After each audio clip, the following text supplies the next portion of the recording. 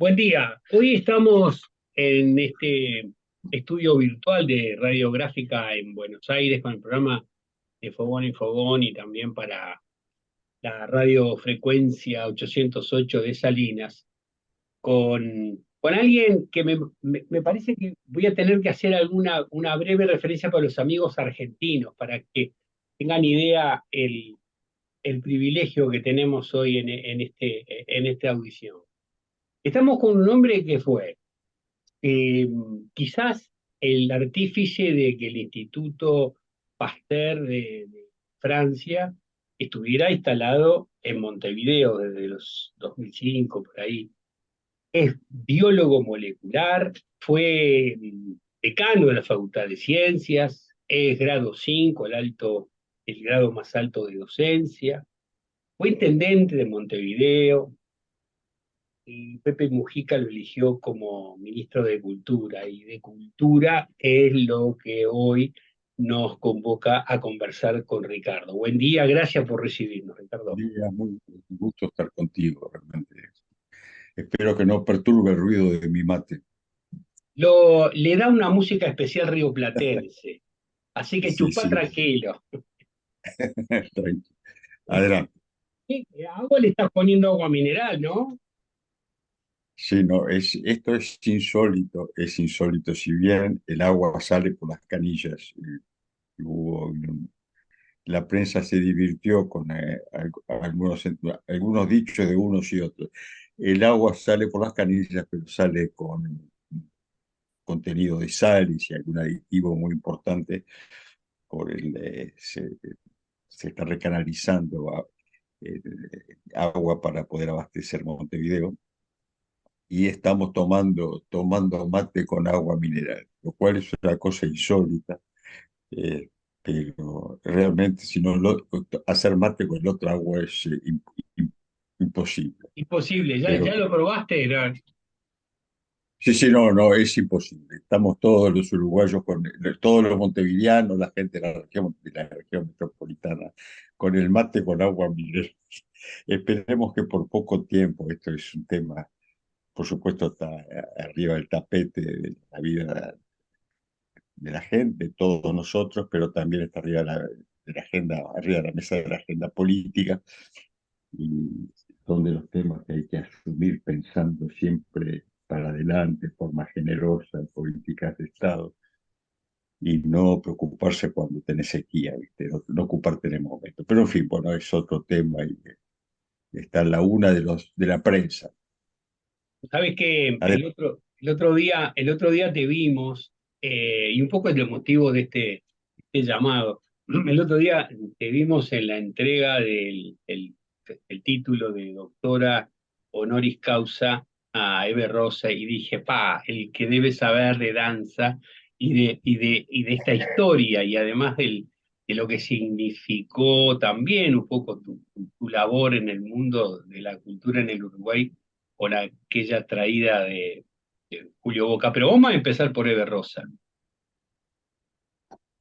sí, con mucho gusto. Yo no sé si sé mucho de danza. Si me preguntás si me gusta mucho, no tengo ninguna duda a contestar que sí. Si yo sé mucho de danza, no lo creo. Entonces miro la danza con toda la forma de danza desde afuera, yo diría que con pasión. Me hubiera gustado bailar. Algunas cosas he bailado, pero más bien tango y alguna otra cosa. Contame, Eve a ver qué Rosa, te interesa. Eve Rosa tiene, primero, ¿qué es el título honoris causa? Vos fuiste decano de la Facultad de Ciencias y si sabés bien de la interna universitaria, ¿qué significa darle un título de ese Bueno, mira, en todas las universidades, la Universidad de República sin duda lo concibe así. Son títulos que las universidades son muy prudentes. Yo diría que cuidan mucho no, el asignarlos. Hay procedimientos particulares con etapas discretas, porque se manejan siempre nombres importantes antes de hacer pública la propuesta, que en el caso de la Universidad de República tiene que ser aprobada por el Consejo Central Universitario, el organismo de dirección colectivo de nuestra institución. La Universidad República entrega muy pocos, ha entregado muy pocos diplomas, entrega muy poquitos por año a personas que han realizado un aporte a la vida académica, a la sociedad relevante, a la enseñanza, a la formación de las nuevas generaciones, también con un reconocimiento que va más allá de las fronteras en general. Y en la distinción Eve Rosa, la distinción a una personalidad de la danza, una bailarina, era tiene una significación particular para la universidad. Es reconocer a una personalidad de la cultura, a una maestra de generaciones, y es un reconocimiento a la danza. Tú estuviste presente y habrás visto la sala estaba repleta de gente del mundo de la danza, de, de mujeres y hombres que han cultivado con talento, con trayectorias más largas, más cortas, distintas vertientes de la danza y que estaban presentes fue un mensaje muy fuerte y además un reconocimiento del valor de la danza en una sociedad. Así fue vivido, creo que por todos los presentes, y creo que abre caminos a las nuevas generaciones para que osen recorrer cuando tienen la vocación ese camino que no es fácil, de dedicar su vida a la danza o dedicar la parte muy importante de su vida a la danza. Ricardo, y ahora es novedoso que la universidad tiene, ¿no? Una licenciatura en danza contemporánea. Esto es novedoso, ¿no? Y costó mucho, costó mucho, costó mucho lograr formar una facultad de arte reuniendo a distintos componentes sobre una vieja estructura de un instituto escuela llamaba de Bellas Artes. Había una unidad académica importante de música, la Escuela de Música Universitaria, y se fueron formando, reagrupando todas las artes, y hubo una gran batalla donde la gente de la danza estuvo en primera línea para lograr abrir a nivel universitario un espacio de formación en danza. Y ahora creo que tiene una respuesta importante, una convocatoria importante, y se están formando gente de valor. Al mismo tiempo hay una escuela de formación, las escuelas de formación artística que dependen de esa estructura que en Uruguay se sigue llamando SODRE, que es un nombre, es un acrónimo que quedó como un nombre que nació, yo creo, en los años 30, se llama Servicio Oficial de Difusión Radioeléctrica. Y como todas aquellas eh, instituciones que se ocupaban de transmisiones y de radios y que tenían vocación por la música académica y afines, crearon una orquesta propia. Hay que recorrer el mundo, muchas orquestas nacieron así en torno a una emisora, y esta se llamó Servicio Oficial de Difusión Radioeléctrica, que va a ocuparse de abrir espacios para la danza, para la lírica, para la música y las distintas vertientes, y que va a tener un gran auditorio propio.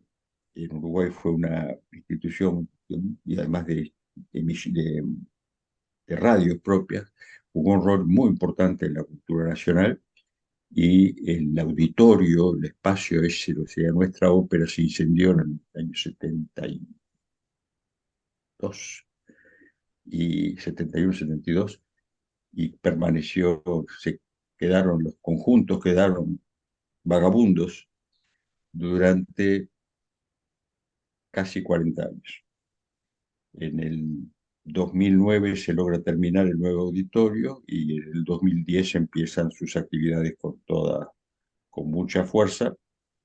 Julio Boca va a ser el primer director de danza de de esa institución que, que renació. El, y el SODRE tiene sus propias escuelas y están las escuelas de danza con las vertientes clásica, contemporánea, folclore y tango, y es otro de los caminos que se abren a nuestros jóvenes, y a los jóvenes y niños. Y por supuesto hay una cantidad de propuestas, algunas en distintas partes del territorio nacional, de carácter privado que tienen una convocatoria cada vez más creciente. Hay un interés por la danza, eh, yo diría permanente, me animaría a decir creciente, que hay que ser sensible, que hay que escuchar y que tendría que tener respuestas potentes del lado de las instituciones nacionales, departamentales y por supuesto de la propia universidad. El reconocimiento de Rosa en ese sentido es una señal muy fuerte. Disculpame lo largo de todo esto, pero era para explicarte la importancia que tenía ese acto tan emotivo que compartimos, que realmente tiene una significación, es un reconocimiento a Eve y es una avenida que se abre hacia el futuro, es una mirada hacia el futuro, una invitación a recorrer nuevos caminos. Sí, yo no estuve, lo vi la transmisión de la universidad y vi la gente joven que aplaudía y que realmente se conmovía con la presencia de Eve, que tiene, creo que no, 91 años, ¿no? Una cosa así. Por ahí, al lado de Sí. ella había una personalidad de la cultura maravillosa con la misma edad cercana, Estela que es Medina. la Medina, que conmovía verlas a las dos al lado, una al lado de la otra, era, no era el pasado, invitaba a mirar el futuro, esas dos maravillosas personas nonagenarias. Fue doctora honoris causa de la universidad. Sí, también tiene ella ese título. Sí, sí, es una maravilla del teatro. eh, Aún ya hasta hace pocos años a veces representaba el rol de una muchachita, una quinceañera, una Julieta o parecido, y tenía 15 años. Siguió teniendo 15 años hasta que se retiró. Genial. Hay una colección de mujeres nonagenarias en Uruguay que sorprende. Linda Coe tiene 99 años. Cumplió Belén, 100 Linda. Cumplió Linda, si no me equivoco, cumplió 100. Es una 100, maravilla. mirá, una exposición ahí en el Blanes, no sé si la tengo. Exactamente, Eh, exactamente. Belela Herrera, creo que ya pasó los 100 también, ¿no? No, creo, no, Belela, a ver, yo le perdí la cuenta, Belela está en los 90 avanzados, y Belela representa para Uruguay, más allá de sensibilidades políticas, ¿verdad? Belela representa, es un referente ético nacional mayor, mayor. Eh, Saber que está ahí es una fuerza moral de gran importancia. Es un referente nacional indiscutible. Y tenemos algunas otras, ahí tenemos escritoras notables. Eh, bueno, muchas reconocidas internacionalmente, algunas que están en distintos rincones del país haciendo su obra de cara al mundo. Estoy pensando en Circe Maya, en Tacuarembó, es una poeta maravillosa, Ida Vitale, eh, también nonagenaria, es estupenda. Hay muchas personas, a veces es injusto nombrar a unas sino otras, y todo esto yo pienso que son señales importantes, curiosamente, estamos hablando de personas de una larga trayectoria y una edad avanzada y que muestran el camino del futuro, de cómo hay que apostar con fuerza a la cultura. Una sociedad se construye sobre la cultura, una sociedad que para confluir, para tener esa fuerza constructora que permite asumir los desafíos del futuro, requiere apoyarse sobre la cultura. Sabes que la cultura construye lazos entre nosotros, entre toda la gente, más allá de nuestra diversidad, diferencias de todo tipo, y nos sincroniza, nos da fuerza como sociedad. A veces se considera la cultura como, digamos, algo interesante, importante, pero que acompaña, accesorio. Y en realidad es uno de los pilares de la construcción del presente y del futuro, ¿no? Podríamos de esto abundar un poquito, pero creo que es el caso, que es muy claro. Es muy claro. Pensando en el lado argentino, la- que ha sido y es la potencialidad de la construcción cultural que se ha desarrollado es notable, y cómo de alguna manera ha permeado siempre hacia el Uruguay, ¿verdad? Y ahí tenemos lazos muy fuertes a lo largo de toda nuestra historia. Quizás valga la pena detenernos un segundito más en esto que estás diciendo. Recientemente hubo un estudio de un instituto del Partido Nacional, ORIBE, hablando sobre la contaminación de la izquierda en la cultura nacional. ¿Qué tenés para decir? Eso va más allá de eso que tú recordás, y va más allá de esa institución. Se llama Instituto Fernando Torgués, el nombre de uno de los próceres uruguayos. El, creo que responde a una corriente internacional que sigue cobrando fuerza.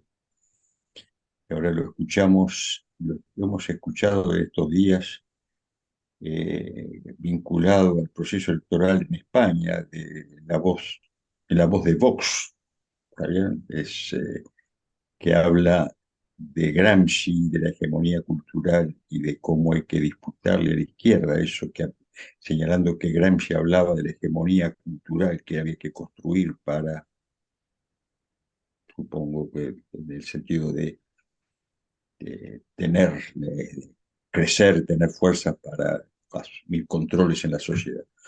Eso está en los cuadernos de la cárcel de Gramsci. Gramsci lo señalaba. Yo creo que el término hegemonía cultural refería en la concepción gramsciana a las confluencias sociales, a esos vínculos que hay que tejer, que hay que construir entre diferentes para poder hacer transformaciones de fondo, durables, y avanzar como sociedad. Y la cultura, cuando tú vas a una sala de teatro, música, danza, cine, te emocionás, te enojás, te asustás, compartís sentimientos con el que está en la butaca de al lado que no sabés quién es, se teje un vínculo, eso después queda, cae el telón o se prenden las luces, y quedó algo, y que queda, se comparte entre la gente y se van tejiendo vínculos entre todos nosotros, entre todos y todas, que nos dan fuerza como sociedad, nos van creando sensibilidades comunes, confluencias. Y tú lo ves en manifestaciones artísticas, en manifestaciones deportivas, cómo se crean esos vínculos. Y eso es construcción cultural. En estos tiempos, con los cambios que están habiendo, que preocupan, ¿verdad? Donde y se están desarrollando modelos o, digamos, sesgos autoritarios en las construcciones democráticas, y aparece esto de la hegemonía cultural y de luchar contra, de combatir una supuesta hegemonía cultural de la izquierda. Yo fui ministro de Educación y Cultura y te aseguro que para una propuesta de izquierda y para un ministro que asume la cultura de la izquierda, no tiene a la gente de la cultura permanentemente, digamos, contestataria, preocupada, digamos, no responden a alineamientos, a una orientación de turno, sino que están preocupados por los valores, los valores que hacen a, la, a una construcción cultural auténtica.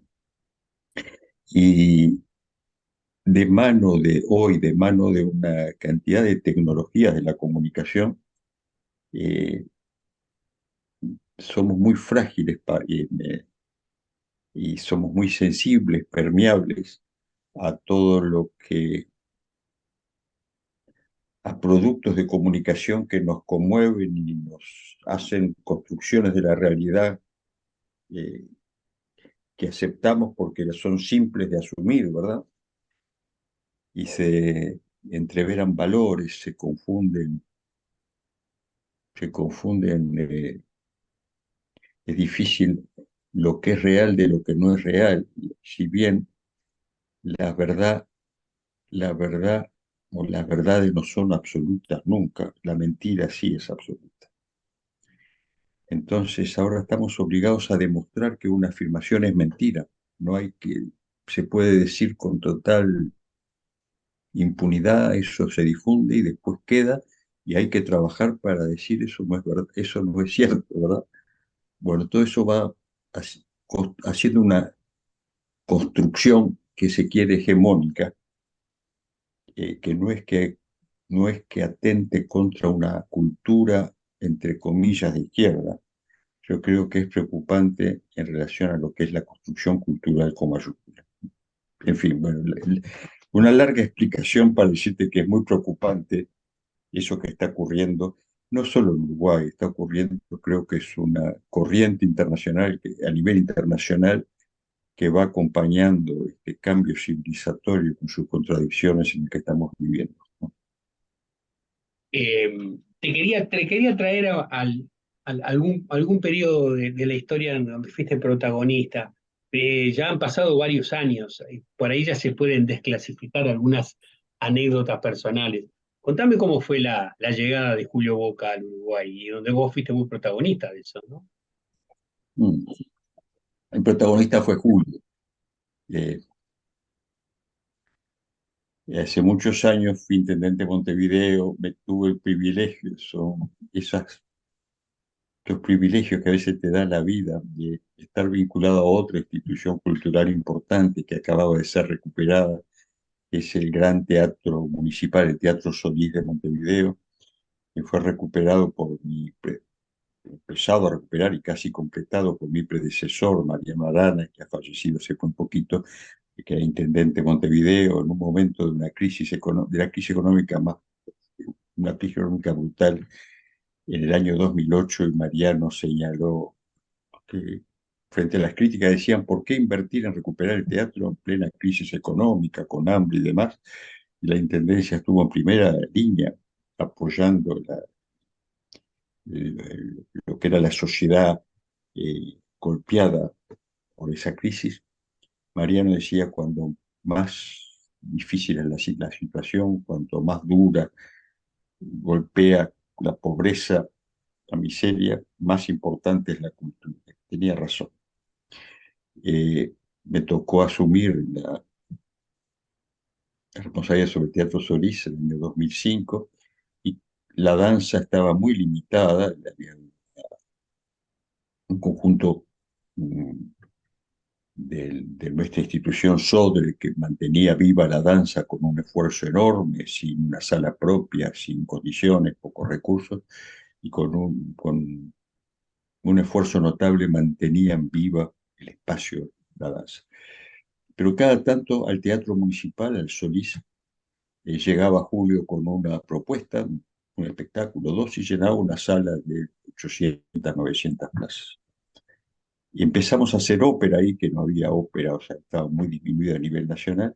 Y Julio preguntó, ¿por qué no hacemos una compañía de danza municipal? Y ya te digo, mira, le contesté, creo que más o menos era que hacer ópera ya para un intendente era un dolor de cabeza notable, ya que había que hacerlo, pero que ya no podíamos, que esperara que se había empezado a recuperar el Auditorio Nacional, que esperara que terminara eso. Eso pasó, pasaron los años, y nunca me imaginé que, estando como ministro a los pocos días de asumir, a los pocos días, el mes de marzo de 2010, manda a decir Julio Boca, ¿y ahora? Entonces mandamos a decir, es de veras. Vino a verme al despacho con otras personas, que era director del Teatro Solís en ese momento, y me dijo que sí, Y sí, empezamos a hacer algunos números y soñar en voz alta, y era de veras, estaba con gran entusiasmo, y le dije que esperara un momento y que iba a llamar adelante de él a Mujica, el presidente.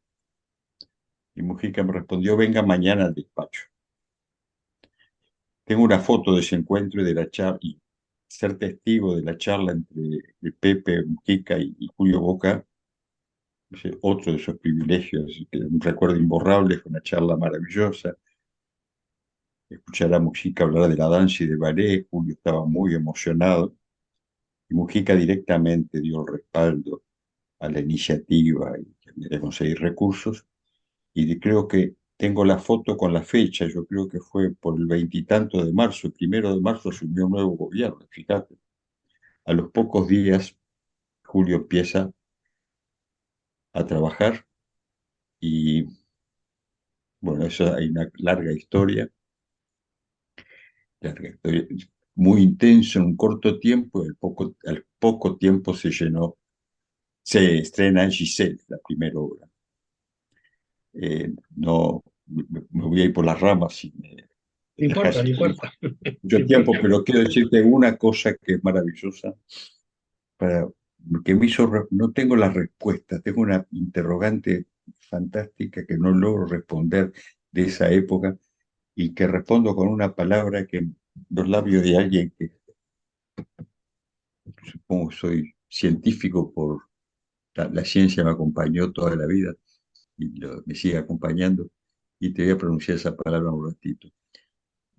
Empezó a ensayar, empezaron todas las cosas, empezó a hablar que Julio Boca estaba preparando una obra, y me viene a ver el director del SODRE, de esta institución, el presidente, me dice, que llama a Julio, yo no lo pude convencer, Julio quiere hacer 10 representaciones de Giselle, 10 representaciones en una sala de 2.000 personas, y si son 20.000, el público del ballet llenaba salas pequeñas en una función, un poquito en la otra, y llenaba en la siguiente. 2.000 personas, 10 funciones, imposible. Si yo no lo pude convencer, me dijo, llamarle. Voy a... Mi gesto era de descolgar el teléfono todavía, yo no sé si usaba muchos celulares todavía, supongo que sí, pero bueno, voy a llamar a Julio, y me dio vergüenza. Dije, no, yo creo que se lo conté a él años después. No, le dije, se va a dar cuenta solo, no lo puedo llamar. Se va a dar cuenta solo que la segunda, tercera función ya no hay nadie en la sala. Y se largó con las 10 funciones, sala llena, tuvo que agregar 2 más. Y así siguió hasta el final, Qué todavía va. así sigue. Y eso, la pregunta es ¿por qué? ¿Cómo se dio eso? Hay algo que es innegable, que es eso que tienen los grandes artistas, que no sabría definirlo, ese genio, tienen algo especial. Lo tienen a veces grandes deportistas, grandes artistas, es él, es algo especial. Sin duda, el elenco, las jóvenes bailarinas, bailarines ya más con larga trayectoria que se sumaron al desafío con un enorme esfuerzo de todo tipo, y el trabajo de una cantidad de gente que había que armar el funcionamiento de eso, desde las luces, el vestuario, todo eso había que generarlo de nuevo, la orquesta, todo un esfuerzo que también es importante,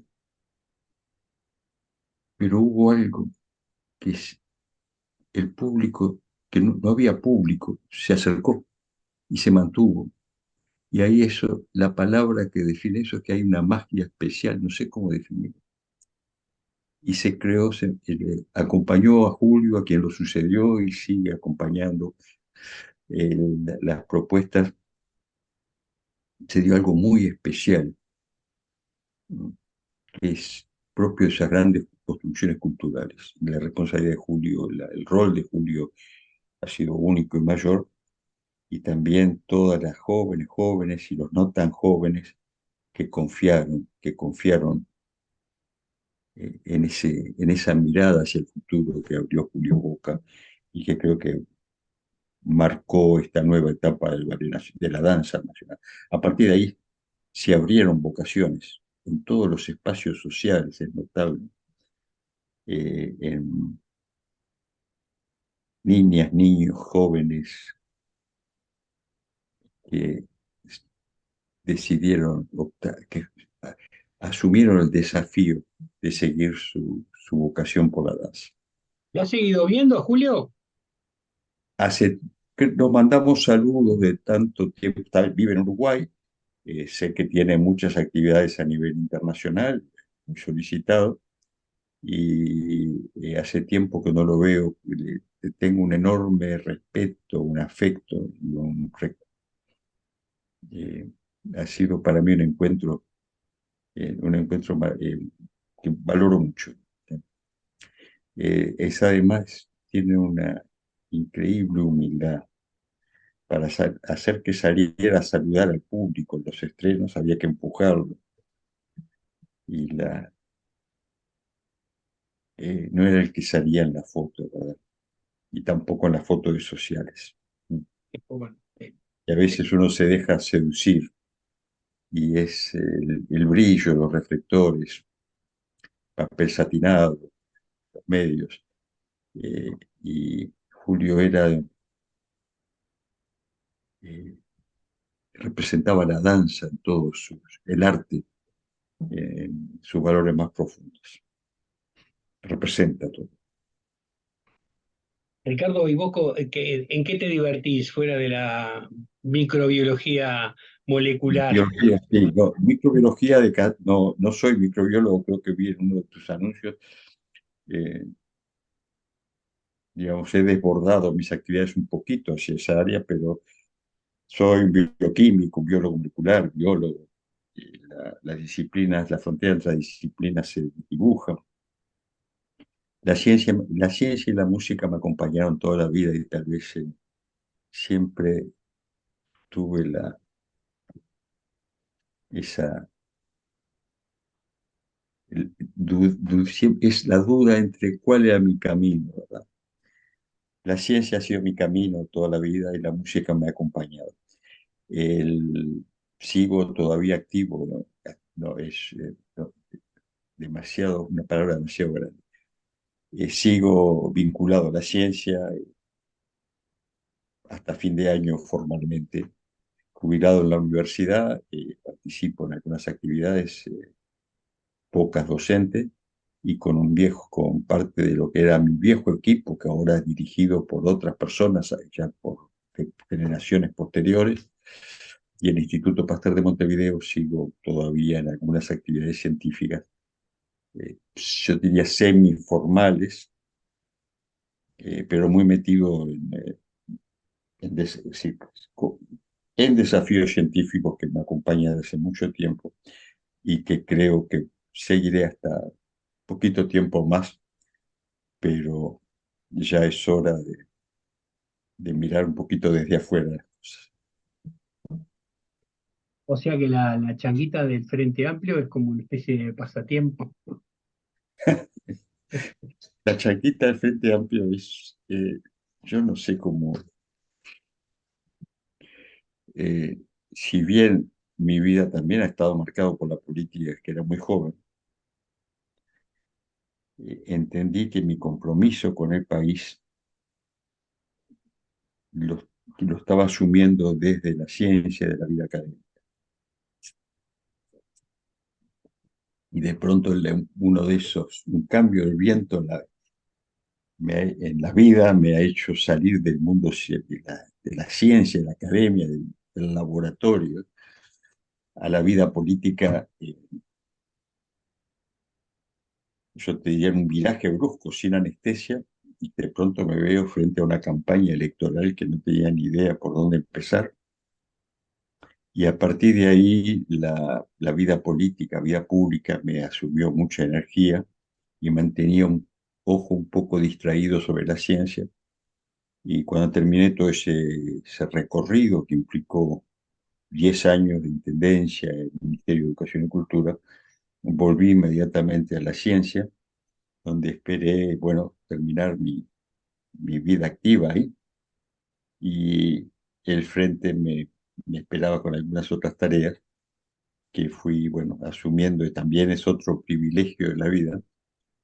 Y hoy estoy compartiendo con una persona notable, que es Álvaro García, fue ministro de Economía, director del primer gobierno Tabaré Vázquez, fue director de la Oficina de Planeamiento y Presupuesto, la gran oficina que depende directamente de Presidencia de la República en el segundo gobierno de Tabaré Vázquez, y con él compartimos la presidencia de la Comisión de Programa. Se ocupa de la elaboración de la propuesta de base programática para el Frente Amplio, y ya hemos terminado un trabajo colectivo. Se ha hecho con una convocatoria ciudadana muy amplia, escuchando muchas voces, con mucha gente participando, muchas realmente, muchas, miles, y que el Frente Amplio tiene que considerar ahora para eh, aprobar en su congreso programático en fines de diciembre. Creo que fines de diciembre marca para mí una fecha importante en cuanto a cerrar un ciclo político y científico y pasar a, supongo que seguiré con algunas actividades, pero muy livianitas, acorde con el estado de mis huesos, ¿eh? Ricardo Berlich, fue un gustazo charlar contigo y vamos a seguirla, ¿eh? Con mucho gusto, con mucho gusto. Y de Fue danza podemos, de masa y de música, con mucho gusto a la orden, más que de política. No, y no, supongo que a la orden para, con agenda abierta. buenísimo. Muchísimas gracias. Que tengas una Hasta excelente pronto, jornada. adiós, un abrazo.